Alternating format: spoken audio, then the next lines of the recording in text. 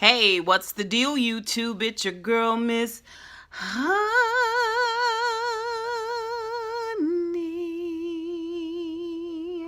Welcome back to the channel, you guys. It's your girl, Miss Honey, here to do Real Housewives of Potomac Season 4 episode. I don't know.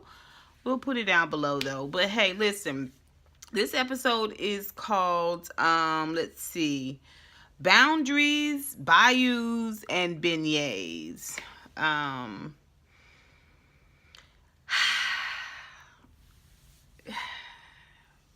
feel like we might be a little too soon into this season for me to be over it, but I'm not over it, but if I lean up far enough and I can kiss over it. I'm talking about like I'm right there at give. Episode picks up where it left off, and that was Ashley and Candiace kind of bickering about this whole.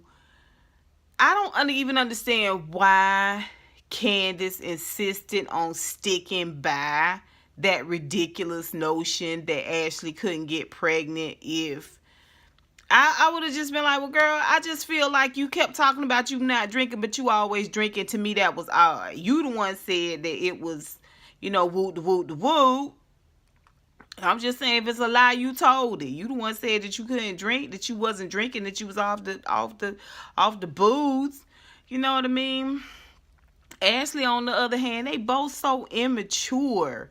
They're both so young and dumb and full of contradictions. You know what I mean? Like, all together. Ashley not realizing that making these assumptions and putting these misnomers out there and suppositions and your just general overall lack of experience and knowledge of how to carry yourself in adult relationships is why you fell out first with Robin. And I can't remember if she had beef with Gizelle. She might have had beef with Gizelle over Robin, but how you did Monique last year, like, you the queen of this. Candiace come along and you like, oh, no, you can't have my crown. You can't have my crown. At the same time, Candiace, how you gonna sit there and say your mom misdiagnosed you constantly as a way to subvert you and get you to submit, and you do basically the same thing to Ashley? Like, you just will not let go of this idea that you can't drink and possibly try to get pregnant. I mean, have a card party. Have a card party, Ashley.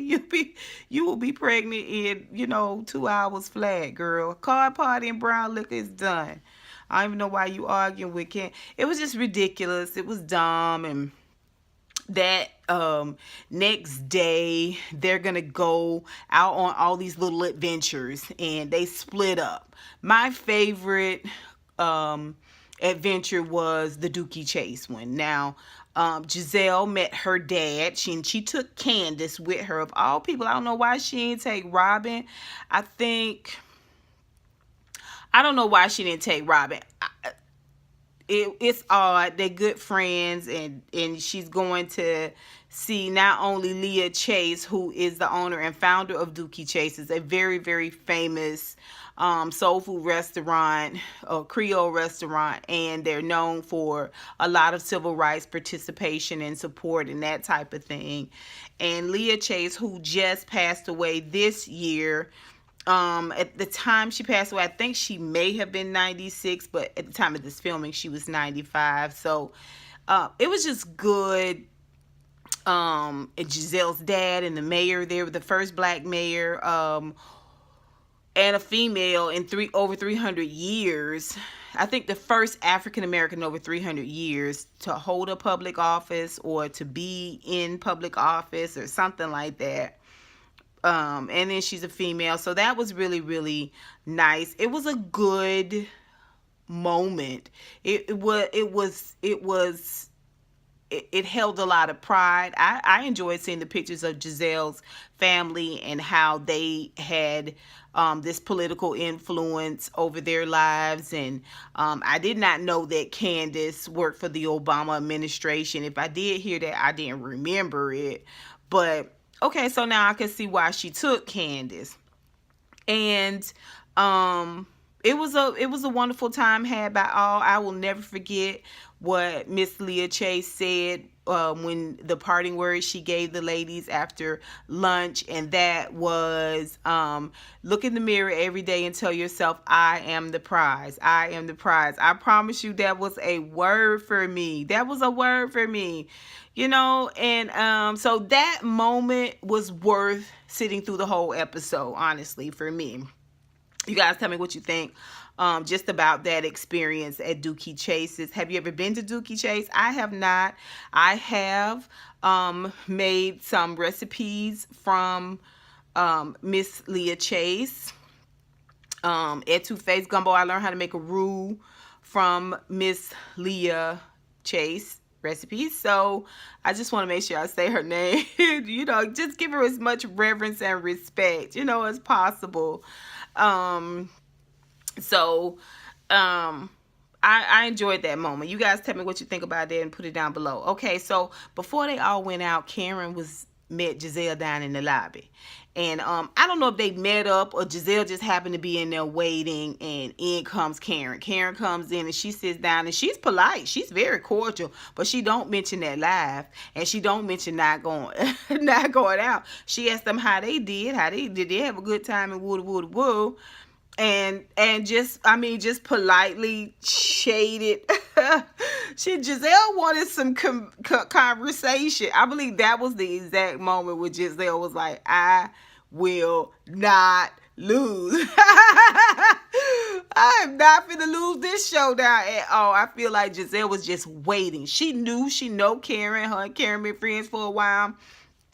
She knew Karen was going to have some kind of question for her, and she was prepared and ready. She said to herself, I'm going to shut her down and give her as much dismissive shade as she gave me in this moment. I can't wait. She going to ask me something. You watch, and I'm going to get her, and we're going to see it later on in the episode. So Karen, Robin, and Monique did way too much on this trip. If anybody had a reason to lay out of a lot of activities, it was Monique. And on top of that, Monique was wearing pumps the whole time. That whole dance down the street to the party place, I don't know how far the dance was, but it seemed like it was a walk, and everybody was fanning when they got to the restaurant. Well, she did all that in heels, and then ended up sitting at the party the whole time, and people bringing her plates and stuff, you know, saying about her, girl, you did too much. So they go on this alligator boat ride on the bus to ride to the swamp where they were going to do this alligator tour. They talking about Candiace. They breaking Candiace down, breaking Candiace's relationship down, breaking Candiace's maturity down. Of course, you know, Robin got a lot to say about the situation. I agree with what Monique was saying. I agree with what all the ladies were saying about Candiace. But that gator ride, that was so. First of all, Monique, what are you doing? What is you doing out there on this boat? Then a whole family, then a woman lose out her whole family on a boat tour down here in Florida. Y'all remember that? What is you doing on this boat, girl? And then you standing on the edge. Anything can happen. And you in the water, or you tossed and turned. I just don't understand why she was doing so much. And I believe her husband felt the same way, because at the end of the episode, she ended up turning around, going back to the hotel and not going to Cafe Du Monde, because she was like, I think I need to listen to my husband. Yeah, you need to listen to your body too, girl. You're doing too much. But anyway, so they did that. Complete useless waste of time. I didn't understand that whole gator ride. Katie and Ashley went to do a tarot reading and try on lingerie. That tarot reading is some bull crap. It's some bull crap. Me personally, I don't get involved in that. If that's what you do, that's what you do. But you're not going to do it to me. You're not going to do it for me. And if you pull out tarot cards around me, I'm probably going to excuse myself. Like, the way my whole spirit is set up, I don't do that. I want to know something, I go to the Lord. If he don't say nothing about it, it ain't for me to know. That's all I got to say. But anyway, so they go to do that, and the man, of course, she want to ask about if she gonna have a baby or not, and the man tell her, you there's nothing keeping you from having a baby. You need to just take it down a notch and stop being so extra with it, and it'll happen naturally.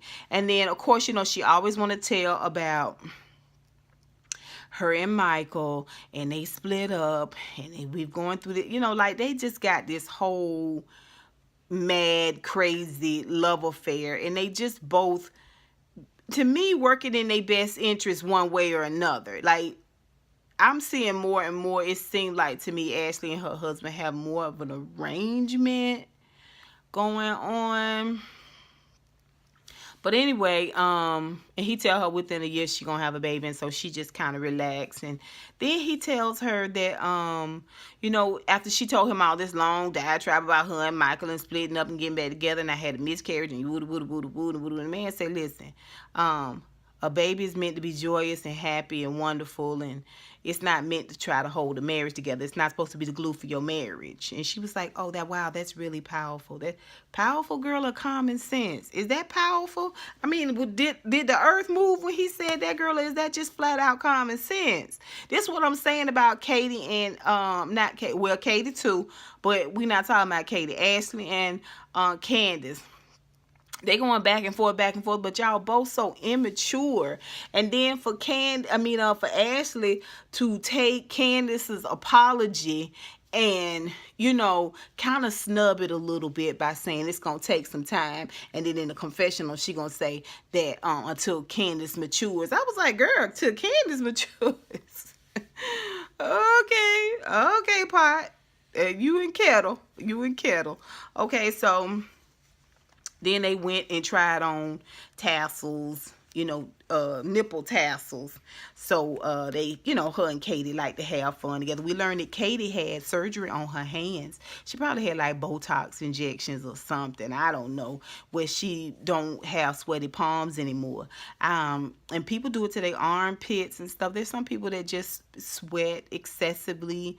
So, I don't know about surgery. I don't even know about Botox. I don't know what I would do, but I ain't never had the problem either. So I thought that was interesting. But anyway, when they went to do the tassels, now here's the thing. I could see them go out having fun, enjoying themselves. I don't have no problem with it. I think that's cool and everything. And I'm not saying I wouldn't have tried on tassels because I'm silly. I like to have fun. I'm just saying I wouldn't have did it with cameras there. No. You wouldn't have had no camera on me, Katie. No. But shout out to Katie's confidence, okay? So anyway, the ladies get back and they kind of recap and sort of talk about their day a little bit. And Gizelle lets them know that they all getting dressed. They going out. They going to do their daddy's party. Now they go get on this trolley. And when they get to up the street from the restaurant on the trolley, they gonna dance all the way down with the band. You know how they do. It ain't my stilo.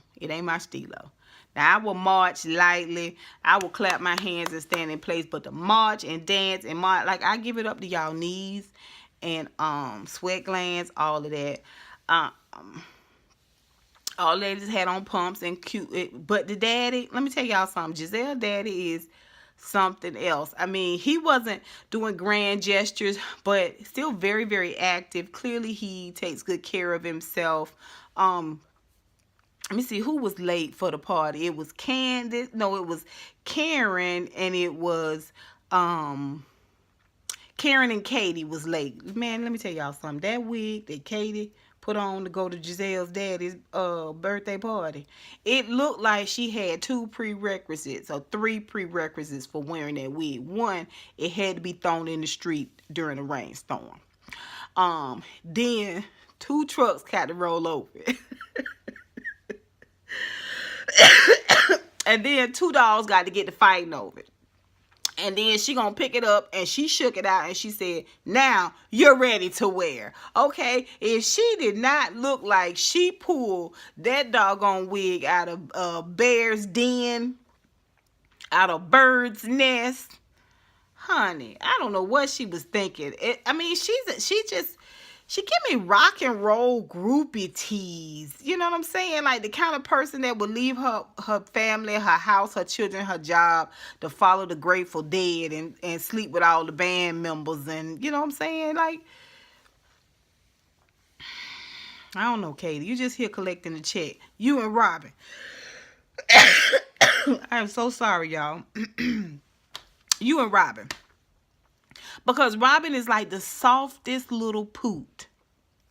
She don't even make enough noise to be a fart. I mean, she pipe up here and there. She don't have no sense of style. When I'm saying she's like a poot, like a poo, poo. A gentle breeze. You wouldn't even know it ever happened. She's so uninteresting. We need someone else. Listen. I remember Leah Chase. I remember all that stuff about that. But when I have to pull up Robin's name, it skips my memory. Like, you know, it escapes my memory because she's so unmemorable. Anyway, they get to the restaurant. All of Gizelle's family is there. All her daddy's siblings that are living, cousins and godfathers, and all of these people are there. It's a beautiful function. I'm telling you, every light-skinned person in New Orleans is in Gizelle's family. It's a family of light skins.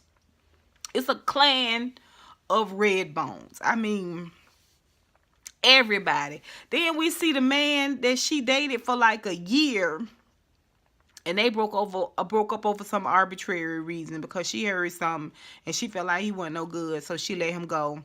He light skin. I'm talking about like they all the same skin hue. It's crazy. It's crazy. It's not like they super light and then some of them kind of reddish and then some of them kind of light brown. Like most of her family is the same exact skin tone. Like it was weird. Anyway, I mean, I know people come out that way. That's what I'm saying. I'm just saying to see that many in one space, it was different. Anyway,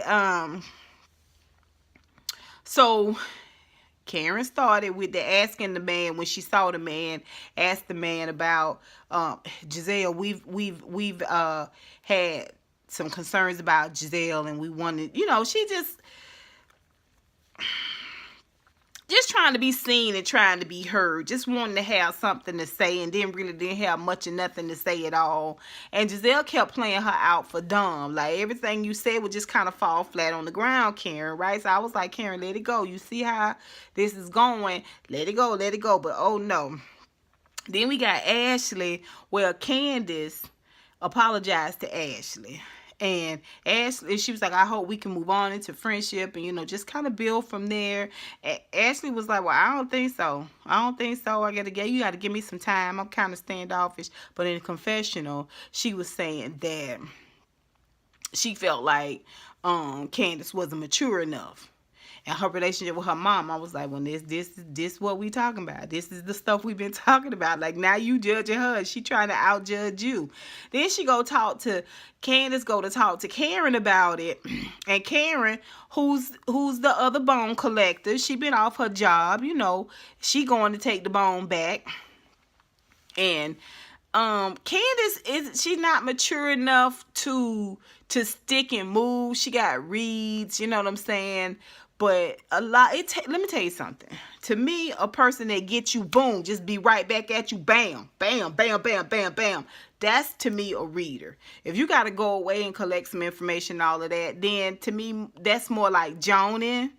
That's more like playing the dozens. But when you get somebody, when you get them quick, you hit them hard, boom, bam, bam. It's everybody's not able to do that. Candiace got good reads, but she ain't got it like that. Neither do Karen. Anyway, she said, well, I apologize for my aggression. And maybe she was apologizing for her aggression, but I stand by what I said. But we have already told you what you said was stupid and didn't make no sense, girl. Why would you even say that again? Like, I just didn't understand. I would have been like, girl, all I'm saying is you tried to play me out for stupid. Now, I come to you and apologize and tell you I want us to, try to do better and be better friends or move on into a place of friendship. And then you gonna try to shade me out like that. That's all I was saying. Just be honest. Just be honest about it. Like, where are you coming up with it? I stand by. Why are you bringing that dumbness up again, girl? Grow up. Jeez Louise. Both of them. Shut up.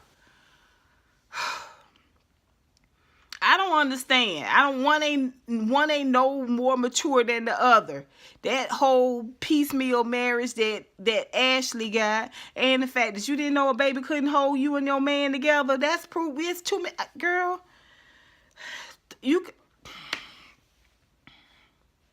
Okay, so all right. If men stuck around because of babies, we wouldn't have so many single mothers. That's all I'm saying. Anyway, and Candiace with her behavior, she just extra from the bug, to that voice. Here's the thing. When Gizelle brought the first of all, Gizelle squashed that whole Ashley Candiace conversation. She was just like, no, enough already, even though she the one got it kicked off, but okay. And goes back and gets the daddy cake, and then she want Candiace to sing. Here's the thing. Candiace has a beautiful voice in the shower, in the quiet of her home. Her voice sounds amazing. Okay, to her. In public, in terms of nerves, in terms of overall gift, in terms of professionalism, Candiace is 2 thumbs down. Candiace is 2 thumbs down, darling. You're not a public singer. You can do a little bit low register, a little playing around, a little da da da da da da, a little skibbity doo, scubbity doo doo doo doo doo, something on the quick, but just long term, just a whole 4 minute, 3 minute, 2 minute, 1.5, 59-second song. No, ma'am, it can't be done. Can't be done. Not out of your vocal passages. It cannot be done. Okay, so they all leave there and go back to the hotel. Well, they partied the night before, so everybody want to crash. Well, Gizelle gonna go out with Steve, the dude she know from her past. And she out with the man for 3 hours. I don't believe she screwed the man. I don't believe she had sex with the man. I don't think Gizelle is that girl. I think she probably one of them people that's got to have a little bit more. I think she wanted him to flirt. I think she wanted him to make her feel good. I think she may have wanted to see if there was some potential, but it wasn't no sex. I just don't believe that. She came in. She didn't even have no hair ruffle. She wasn't disheveled. She didn't have no makeup all off her face. Nothing happened. Trust me, nothing happened. Okay, you guys, so the next morning, they're getting ready to leave. They're going to pack up and take this steamboat ride from the hotel to Cafe Du Monde. This is the experience that Gizelle wants to have with them. Everybody loads up except Katie. Katie sleeps late. She takes a car to Cafe Du Monde. They own the steamboat, and it was a cute little ride. The cheers, the celebration, all of that was good. Let me see. They get to Cafe Du Monde, and here is Karen wanting to bring up again. Gizelle was waiting, baby, waiting with bated breath, okay, for Karen to bring it up again. So I thought y'all was in. So here's the thing. Robin was like, okay, so you went out with the dude. Yeah, I went out with the dude. Cause she told him on the boat that they kissed, or he kissed her on the lips and all of that, and the ladies was teasing her about that's why she didn't want to go out. So then, okay, Karen wants to get back on it. It's redemption time, right? Like, now I'm finna get Gizelle, like I'm finna move her into a position where I embarrass her, but it wasn't working. It wasn't working because Gizelle had already made a mental note to snub the hell out of Karen the next time she asked her a question. Okay, like she had been snubbed. Y'all forgive me. I'm really suffering with canned air. Like, air conditioning air makes me cough. But my brother gets really, really hot. And he in my guest bedroom until he go overseas. And I can't turn the air off. So y'all forgive me. But anyway.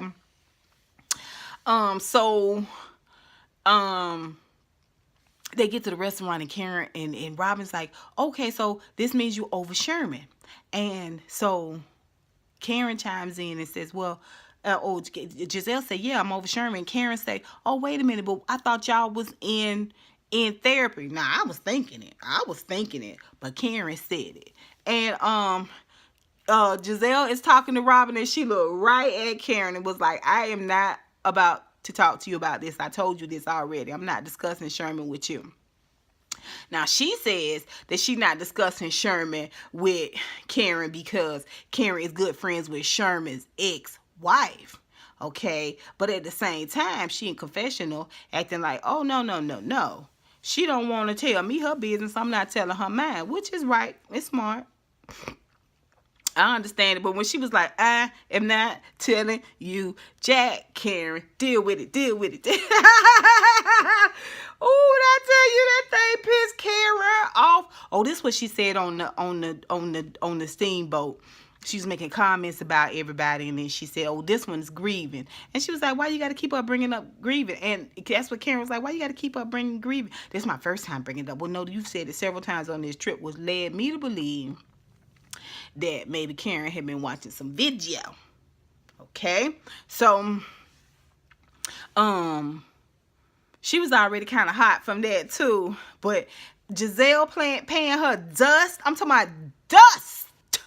Karen was, she was struggling to keep her head above water. She done escalated. She done started cussing. Now, Robin gonna pull her coattail. Now, she done watched Candiace and Ashley scrap like two alley cats and don't say a peep. I told y'all she's like the softest, sweetest little baby fart. Like, it's like she was never even there, darling. But you say one good thing about Gizelle. You raise your voice to Gizelle and see when Robin pipe up and pipe you all the way down. Karen had really nothing for Robin. She was embarrassed. She was left with egg on her face. When you made them rules, boundaries, you should have said then, I can never ask her anything. I can never ask her any of her business. You, to me, look better if you had kept snubbing Gizelle. When you tried to ease your way in, girl, so inexperienced, and Gizelle shut you all the way down with the ultimate snub, a public snub, a grand snubbing. Karen, you have fallen way off. I'm talking about way off. Okay, absolutely way off. But they go on and on with that. That's the end of the episode. Y'all tell me what y'all think. Put it down below. How did y'all feel about Dookie Chases? What did y'all think about the whole Ashley Monique situation? What I thought was really, really odd. Let me see. Let me read my side comments here. Katie in the wig. What about Gizelle saying Kara was 160 years old? Why would she say something so? Oh, that's crazy. That was hilarious. Ashley apologizing to Monique on the bus. That was a good apology. And that was a good retort that Monique gave her.